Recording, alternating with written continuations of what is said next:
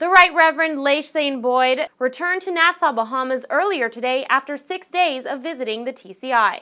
This was the bishop's first visit to the TCI since his enthronement, which took place in February of this year.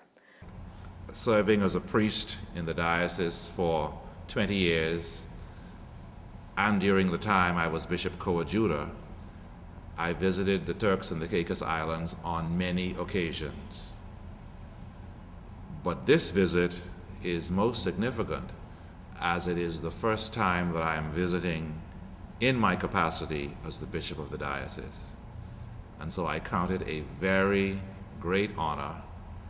I have been warmly received by the community here. During his time in the Turks and Caicos, the bishop visited several of the different islands and hearing the concerns of residents while offering a soft word of prayer and encouragement. Arriving on Thursday and going immediately to Grand Turk, where I met with the vestry, shared with the people there. Friday we spent the day in Salt Key, and we held a mass there and met with the community, had a wonderful time. Came back to Grand Turk on Friday evening and had a service in St. Mary's Church, and on Saturday returned to Provo, had several meetings with Anglicans here, and of course yesterday, Sunday morning, shared in the 2 morning services here in St. Monica's Church, where I had the great privilege of commissioning 3 new lay ministers and also blessing the refurbishments in the interior of the church. Bishop Boyd visited South Caicos on a similar mission as well. During his press conference, the bishop spent a lengthy amount of time speaking about the current state of affairs in the Turks and Caicos, not only mentioning the struggling economy, but he gave encouragement to the TCI community in general in regards to the countries with newly established British government. I want to offer a word of encouragement.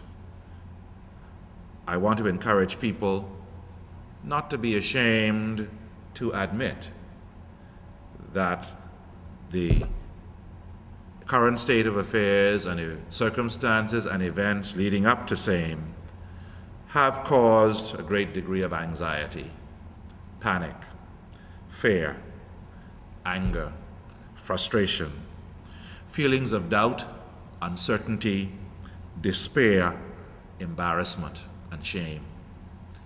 That's the reality.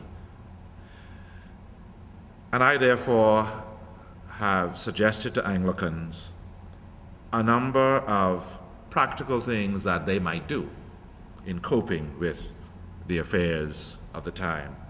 1, do not be ashamed to acknowledge the thoughts and the feelings that you have concerning these matters.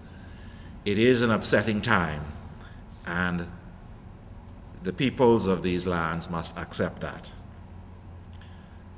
Similarly, it's very, very important that persons share their thoughts and feelings, admit that times are troubling,